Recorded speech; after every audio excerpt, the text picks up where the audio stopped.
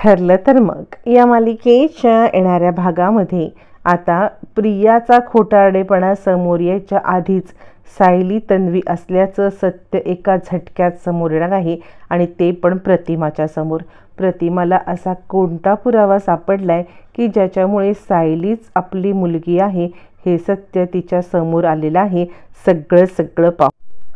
इकडे प्रियाने कल्पनाचे कान भरल्यामुळे अर्ध्या हळकुंडाने पिवळी झालेली कल्पना लगेचच सायलीला सांगते, हे बघ, कुठेही भटकायला जायची काही गरज नाहीये. या घरातली जबाबदारी घे. मोठी सून आहेस ना तू. यावरती मग आता अर्जुन म्हणाला लागतो, मम्मा, तुमच्या वेळेनुसार ती मोठी सून होते, वेळेनुसार ती परकी होते. तुमचं चाललंय तरी काय?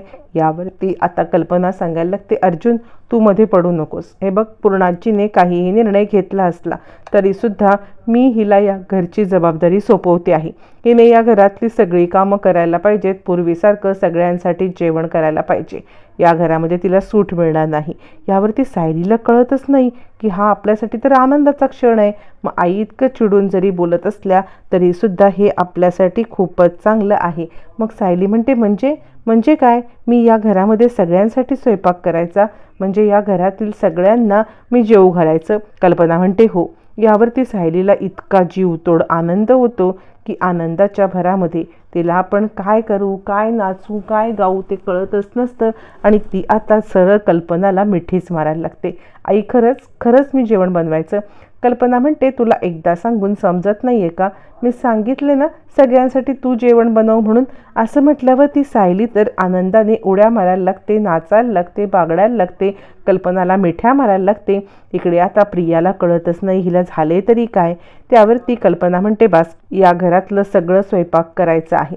यावरती मग सायली सांगते, ठीक आहे. आणि मग ती अर्जुनला म्हणते, अर्जुन सर, आत्ता सध्या जे काही गोळा करायला पुरावे जायचं आहे ते तुम्ही गोळा करायला जा. मी सध्या घरामध्येच थांबते. असं म्हणत सायली घरात थांबते. अर्जुन तिकडून निघून जात. तोपर्यंत इकडे आता रविराज सांगतात, तुमचे सगळ्यांचे चेहरे मला गंभीर दिसत आहेत. नक्की काय झालंय हे सत्य मला समजायलाच पाहिजे. का तुम्ही असे सगळे वागताय? काय झालंय? आणि तन्वी कुठे आहे? मी आल्यापासून मला तन्वी दिसत नाही आहे. असं म्हटल्यावरती मग आता प्रतिमा सांगते, ऐका ना, मला तुमच्याशी महत्त्वाचं बोलायचं आहे.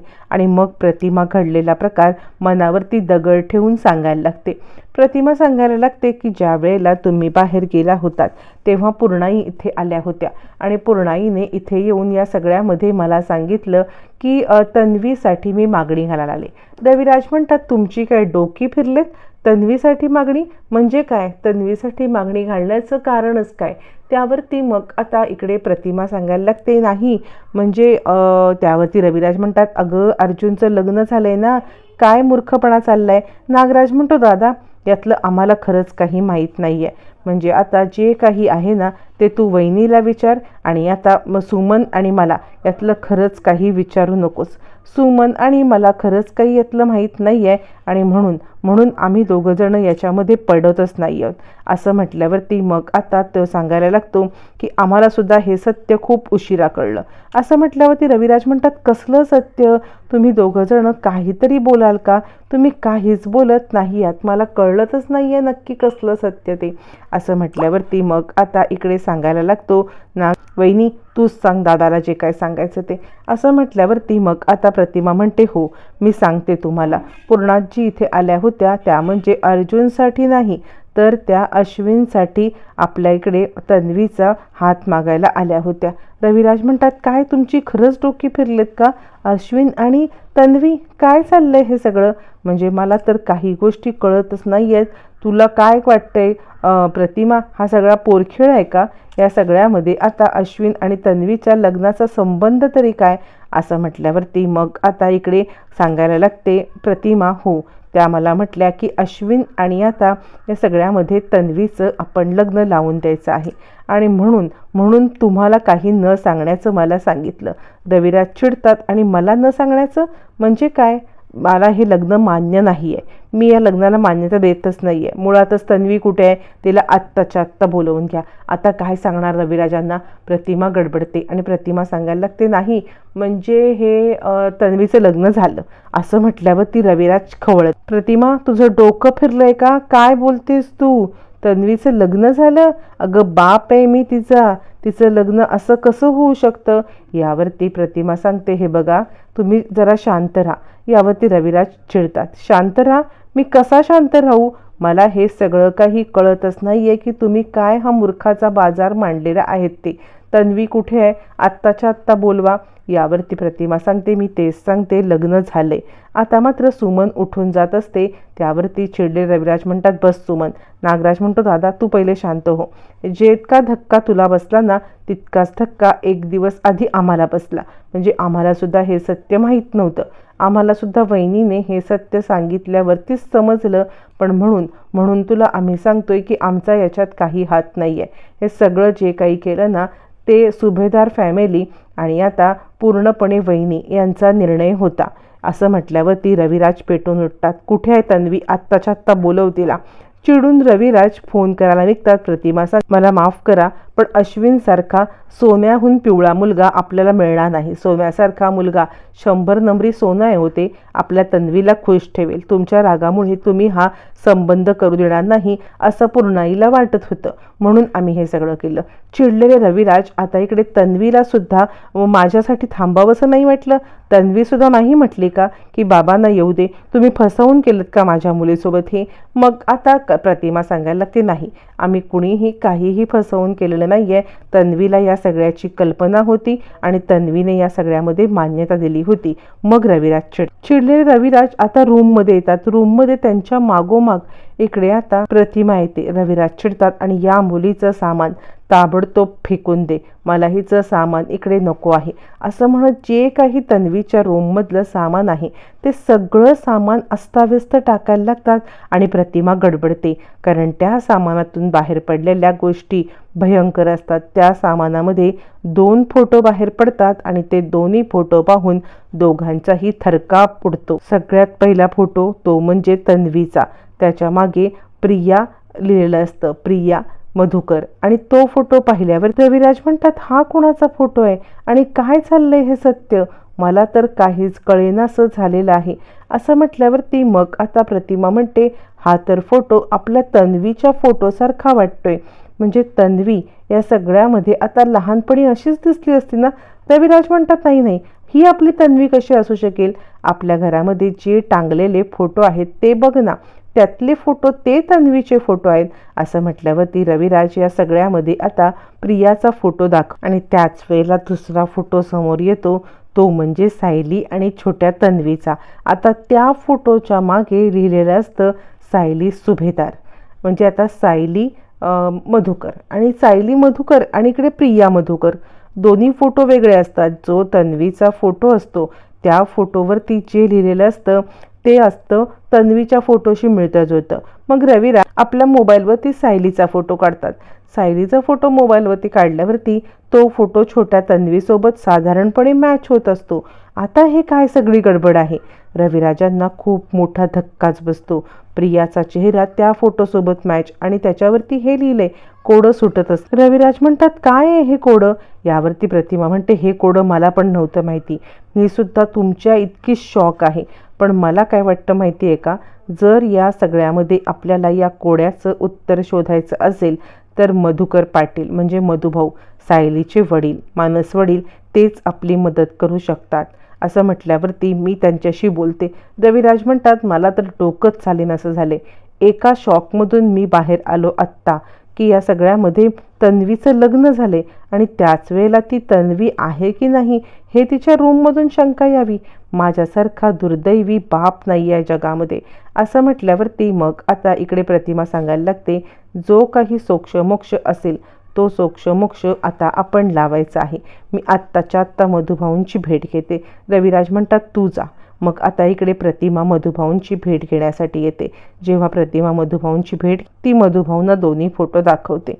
मधुभाऊंना फोटो दाखवल्यावरती ती आता सांगायला लागते, मला तुमच्याशी खूप महत्त्वाचं बोलायचं आहे. म्हणजे मधुभाऊ, ज्या काही गोष्टी समोर आल्यात ना त्या गोष्टींमधून काय तर्क काढावा, काय वितर्क काढावा, या गोष्टी खरंच मला कळत नाही आहेत आणि त्यासाठी तुम्ही मदत करा. यावरती आता इकडे रविराज सांगायला लागतात, हे बघा, म्हणजे खरं सांगू तर या सगळ्यामध्ये मी काही बोलू शकत नाही आहे. हे फोटो बघूनच तुम्ही ठरवा. ज्या फोटोच्या मागे प्रिया मधुकर लिहिलं आहे ना, ते फोटो म्हणजे तुमची प्रिया आहे आणि या फोटोच्या मागे सायली लिहिलेलं आहे ना, ती सायली मधुकर म्हणजे ती सायली आहे. इतकं साधं सोपं गणित आहे. त्यावरती प्रतिमा म्हणते, तुमच्यासाठी जरी हे साधं असलं ना तरीसुद्धा हे खूप कठीण आहे. मधुभाऊ म्हणतात, मुळातच हे कठीण आहे ना, हे मला तेव्हाच समजलं होतं. मी सायलीला म्हटलं पण होतं की ही आहे ना, ही मुलगी रविराज सर आणि प्रतिमा ताईंची मुलगी असूच शकत नाही, कारण तुम्हाला माहिती आहे हिच्यामध्ये एक गुण नाही आहे तुमच्यामधला. यावरती मग आता सांगायला लागते प्रतिमा की मग तुम्ही काय सांगताय. यावरती रविराज म्हणतात, मग तुमच्या ओरिजिनल मुलीचा फोटो कुठे आहे. असं म्हटल्यावरती मग आता प्रतिमा सांगायला लागते, म्हणजे ही तन्वी आहे. असं म्हटल्यावरती आता इकडे मधुभाऊ म्हणतात, म्हणजे सायली तन्वी आहे. मला आधीपासूनच काहीतरी गोम वाटत होती, काहीतरी गडबड आहे हे मला वाटतच होतं आणि म्हणूनच या सगळ्यामध्ये आता मी तुम्हाला हे सांगतोय की ही तुमची मुलगी असूच शकत नाही. तिची DNA टेस्ट करा. यावरती प्रतिमा सांगते, DNA टेस्ट करायची गरजच नाही आहे. हे आमच्याकडे जे फोटो आहेत ना, ते फोटो ओरडून हेच सांगतायत की हीच आमची तन्वी आहे. मग मधुभाऊ सांगतात, या सगळ्यामध्ये तुमच्याकडून गल्लत कशी होत असते, तुम्ही गल्लत कशीच केलीत.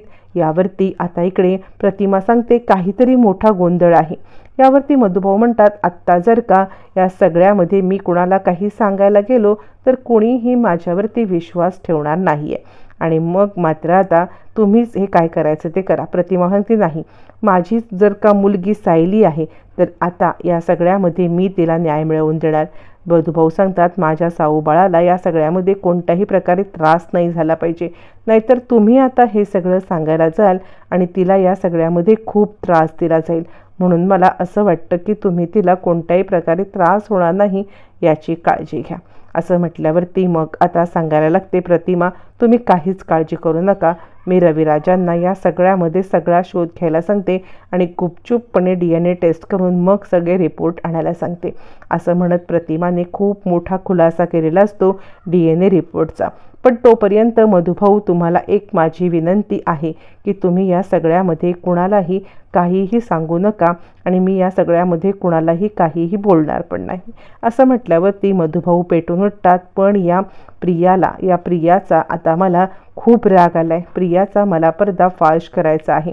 असं म्हणत मग मात्र आता इकडे मधुभाऊंनी खूप मोठी केलेली असते आणि प्रियाचा पर्दाफाश करायला मधुभाऊ निघतात. तोपर्यंत प्रतिमा घरी येते. मधुभाऊंनी जो प्रकार सांगितलाय तो सांगते आणि ती सांगायला लागते, या सगळ्यामध्ये तुम्हाला एक गोष्ट कळते का की सायली आपली तन्वी आहे, या गोष्टीवरती मधुभाऊ ठाम आहेत. म्हणजे या सगळ्यामध्ये आपण सुद्धा विचार करायला पाहिजे की खरंच सायली आपली मुलगी आहे ना, आपण का नाही तिचा स्वीकार करत. आता इकडे चिडलेले रविराज म्हणतात, काय तोंडाने तिचा स्वीकार करू मी. तिला आयुष्यातली सगळ्यात मोठी दुःख मी दिलेली आहेत. तिला या सगळ्यामध्ये आयुष्यामध्ये किती प्रकारच्या मी समोर हे करायला बोलवलंय आणि तिला या सगळ्यामध्ये मी कित्येक वेळा खालून पाडून बोललोय आणि काय सांगू तिला, काय सांगू की या सगळ्यामध्ये आता तू माझी मुलगी आहेस. असं म्हटल्यावरती मग आता प्रतिमा सांगायला लागते, तुम्ही लवकरात लवकर DNA टेस्ट करा. सायलीचे केस कसे आणायचे आणि तन्वीचे हे आपण बघूया. यावरती रविराज म्हणतात, नाही, काही करायची गरज नाही आहे, आपण हे करूया. पण ह्या फोटोवरून सिद्ध होते हे 20-22 वर्षापूर्वीचे फोटो कधीच खोटं बोलणार नाही आहेत, तरीसुद्धा आपण DNA टेस्ट करायची. असं म्हणत आता इकडे सत्य समोर आलेलं आहे. सत्य समोर आल्या मधुभाऊ अर्जुनला सांगतात की असं प्रतिमाताई माझ्याकडे आल्या होत्या आणि असं त्यांनी मला सांगितलं. या सगळ्यामध्ये लवकरात लवकर काहीतरी ॲक्शन घ्यायला पाहिजे. आता मात्र अर्जुनला धक्का बसतो, काय आहे, म्हणजे सायलीच खऱ्या तन्वी आहेत. तोपर्यंत DNA रिपोर्ट केले आणि DNA रिपोर्ट घेऊन स्वतः रविराज पोहोचलेले आहेत, ते म्हणजे सुभेदारांच्या घरी. ते प्रियाकडे पाहतात. प्रिया आता, बाबा खरंच मला माफ करा, म्हणजे मला तुम्हाला फसवून लग्न करायचं नव्हतं, पण या सगळ्यामध्ये पूर्णाजी आणि आई यांनी जो काही निर्णय घेतला ना, तो निर्णय मला मान्य करावा लागला.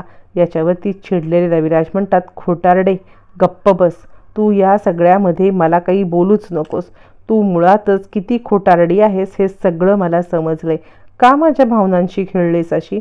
यावरती प्रिया म्हणते, नाही बाबा, अहो मी काहीच नाही केलं रविराज. फाटकन एक मुस्काटी देतात आणि सगळं सत्य सांगतात. तू मुळातच तन्वी नाहीयेस. DNA रिपोर्ट आलेले आहेत माझ्याकडे. का तू भावनांशी खेळलीस? का माझ्या खऱ्या मुलीला माझ्यापासून लांब ठेवलंस? असं म्हणत रविराज तिच्या चांगलंच थोबाड फोडतात. आता हे सगळं ऐकल्या पूर्णाजीला धक्का बसतो. काय आहे हे सगळं? मग या सगळ्यामध्ये रविराजांनी प्रिया तन्वी नाही हे सांगितलंय. पण प्रिया तन्वी नसली तरी सुद्धा कोण तन्वी आहे हे सत्य करायच्या आधीच पूर्णाजीला अटॅक येतो. त्यामुळे सायली तन्वी आहे हे सांगायचं राहून जातं. प्रताप, कल्पना हादरतात. पूर्णाई असं म्हणायला लागतात. पूर्णाईला हॉस्पिटलमध्ये नेतं. प्रिया तन्वी नाही या सत्याचा तर भयंकर उलगडा झालाय. पण सायली तन्वी आहे हे सत्य कधी समोर येणार पाहणं फारच रंजक.